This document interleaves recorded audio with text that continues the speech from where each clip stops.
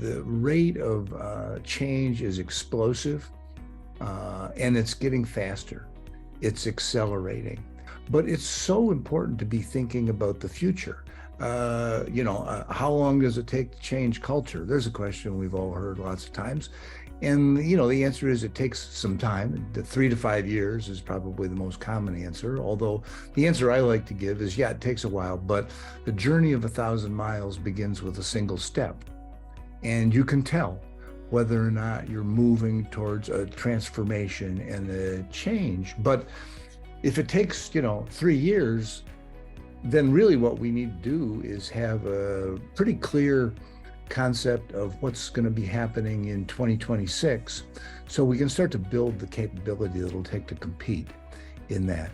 And that is a tall order. I'm a firm believer that if people are really happy, engaged, involved, part of the journey that we're walking, when we are together, we are absolutely stronger. And we do perform and we do reach higher.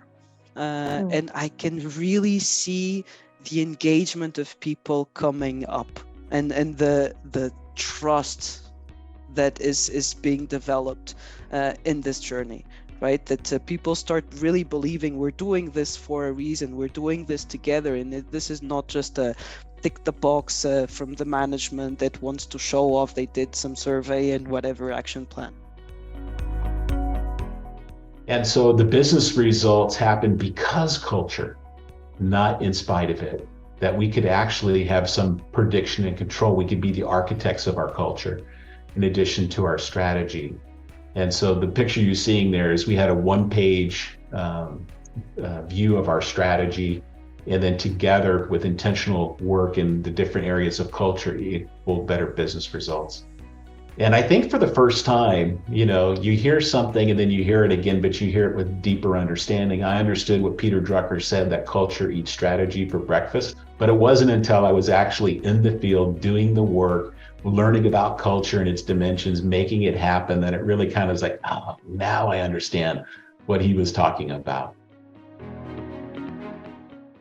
As a newcomer to that cultural journey, it's been difficult, when I reviewed, when Karen sent the results over, all the very nice slide pack that was done, I looked at it and, at first time you're not very happy because you take it a little bit personal, but I would say and then I closed it and I reopened it later in the day and I re-looked into it and I said, look, these are our people speaking. And this is the message that's conveyed by your people. And the very reason that you actually went into that cultural survey is because you, and I'm talking about myself here, felt that was something wrong. So it touches your ego a little bit at the beginning, but I would say, look, this is our people talking to me and to us as an executive team.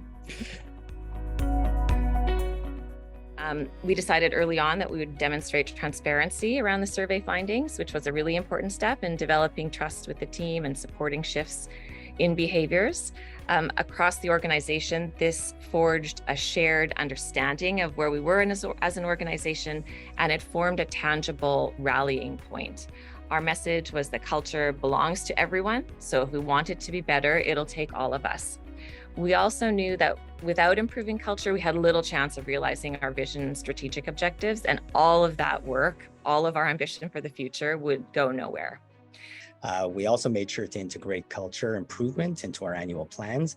And although culture improvement needs to be started and nurtured by the CEO and ELT, and we are ultimately accountable for it, we always reiterated to people to make sure that every single person in the organization knew that they had an important part to play in culture change, and we empowered them with responsibility to take action on it. We know that culture change takes time, but those single steps that make us move consistently and help us maintain the pace of change are what we're calling these micro actions. We know there's a clear correlation between the strengths of the organization's culture and the resiliency to recover from that in crisis. So again, keeping in mind, organizations, both kind of this external orientation as well as the internal, having a lens so that you're looking forward, but you're also having this ongoing understanding of how do you have coherence and some, structure of the path within the organizations.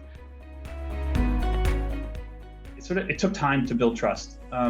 Early on, very candidly, our employees viewed our culture efforts with real skepticism. And it took years of collecting the feedback, validating, responding, taking action on that feedback to build that trust, to let people know that we were serious about improving our culture. It takes time. It's not going to happen right away, and it certainly wasn't going to happen right away with the scores that we got in 2009. But it was something that we continually did by demonstrating, collecting feedback, validating it, responding, taking action, communicating about that action over and over and over. That's what we use to build our trust. Because as a base to design our own culture model, we took the high-performing Denison model as a starting point, but we surround it with a fifth inclusion dimension containing 3 indexes. So these 3 indexes are inclusive management, accessibility, and respect, okay? Our culture model is formed by 60 line items that form a high-performing inclusive culture, which ensure the improvement of the results without losing our essence and identity, okay? In addition, in the head of the culture model, we can find our value levels. These levels will be very useful in the practical deployment of this model in the organization through its integration in the performance on the review and translating the culture in measurable behaviors, because it's important. The culture is important, but we must measure, we must be predictable and not reactable. As you know, writing a statement doesn't mean that the culture is going to change. Obviously, you need to put it into action. For us, culture means who we are and how we behave based on our belief and aspirational. In our culture statement, we can identify that it's our people with their passion to serve and connect, the ones that drive us. Always looking for ways to create value and development for everyone. A lot of the reasons is that we want to have an adaptive culture in which can be agile and flexible and anticipate for all the challenges in this environment, as all you know is full of uncertainty, complexity, and volatility. So we must be prepared and anticipate to those situations in a very collaborative and agile way. I do believe it's impossible to have a significant and lasting company improvement, performance improvement, without it being driven by the employees in elevating the culture of a company. If I go to the next slide, I started to touch on these, but like I mentioned, meaningful, lasting success is only possible when embraced and driven by the employees.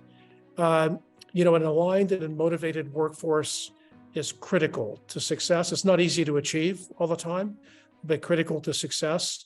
And this requires and begins with an understanding of how the company culture drives operating and financial performance. You can get gains and make performance improvements without improving your culture. My experience, though, is it won't last. And by the way, sometimes it's actually even slower to realize those improvements when you don't start with the workforce transforming the culture of a company to make those performance improvements.